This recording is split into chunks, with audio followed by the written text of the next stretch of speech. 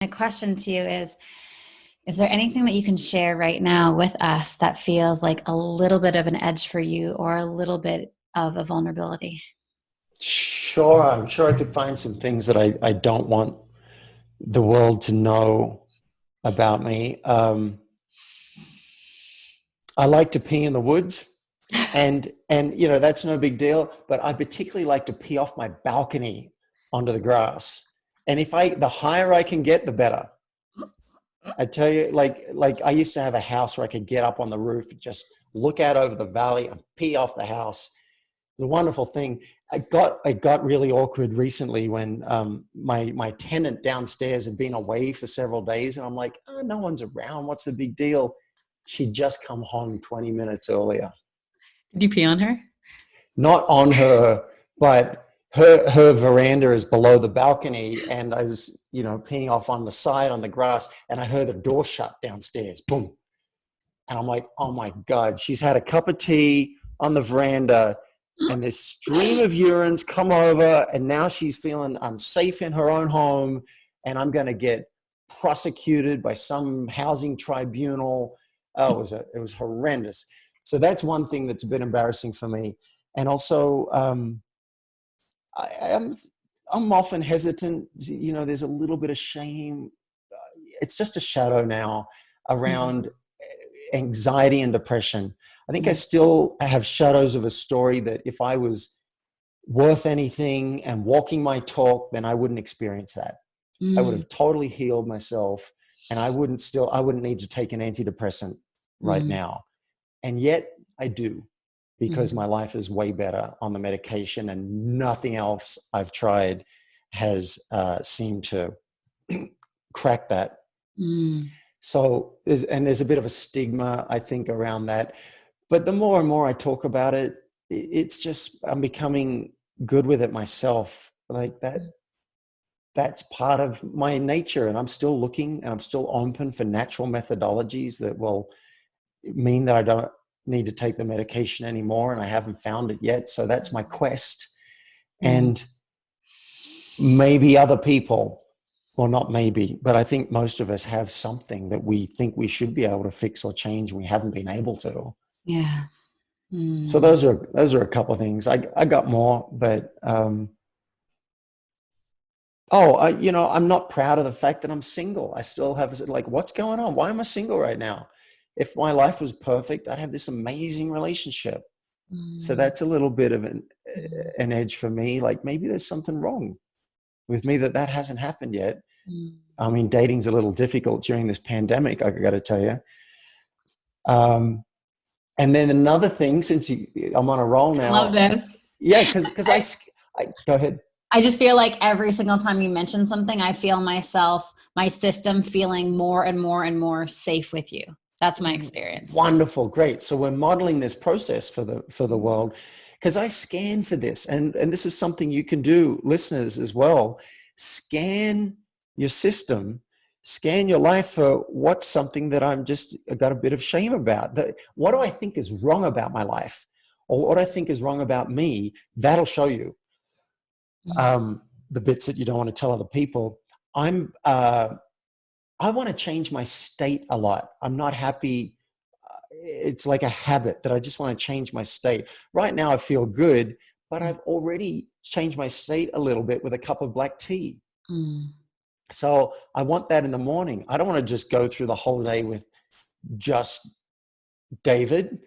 So Mm. I do this. I don't eat processed sugar anymore. So that's one drug I've stopped. But here in Colorado, cannabis is legal. So I'm like, oh, all right. Let me, when it comes to 8 o'clock at night, 9 o'clock at night, I'm going to relax with a bit of weed.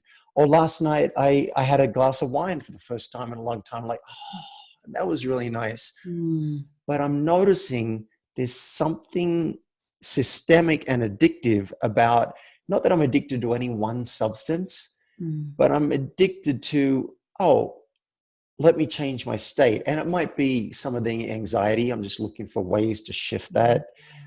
I just went and microdosed psilocybin, Mhm. the active ingredient in mushrooms. And I did that for 3 months to see what will that do. to my Mm, state. It was kind of fun at some, sometimes, and sometimes it was like, oh, that's just weird.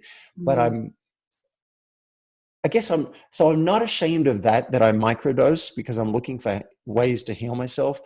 But I know there's something a bit off about that. I constantly want to change my state. And mm, so that's something that's edgy for me to share with people. And I keep looking, like, what is it about that? Why? mm, And what my mental health practitioner said to me was, it sounds like you know your body and you use what you can to to get the most out of your mm, experience. And I was like, damn, mm, that's a good reframe. mm, mhm, But I do think the time will come where I'll go through, like, all right, I'm just going to have a phase where I take nothing and I mm, feel life, because that is a drug too. Life is an amazing experience. Like, yeah. I'm going to feel that like I took a pill. So those are a few things. Oh, and the other last thing I is, love it. wow, as I'm sharing it with you, I can see both the shame side, but Mm, also the upside and the positive. I dive into things. I really get obsessive, and I want to get good at stuff. I don't like to lose in particular. So I'm playing a video game right now, and this is the fourth time in my life that I've installed it. And when I install it, I don't just play a little bit. So I'm doing like 4 to 6 hours a day on a weekday.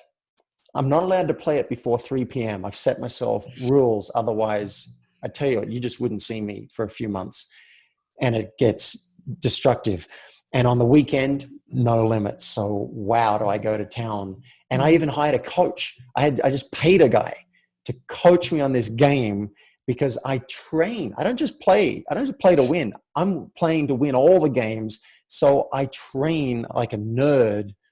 And last 2 weeks ago, I trained myself to not look at the keyboard. So now I'm doing all these keystrokes. It's a very complex game, without looking down. And that was so hard. I had to put a towel over my hand for a while so I couldn't look down.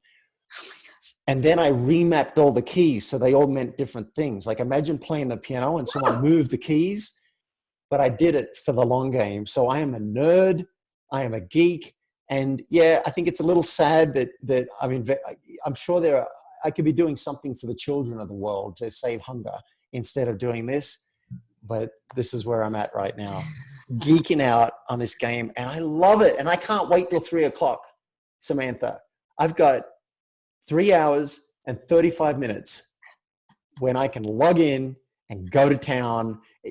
It's like playing the piano for me. It's so much focus. Everything goes into this. So now you know more about me than probably any podcast host in 123 interviews. Oh my God, I feel really honored. I'm obsessed with asking questions.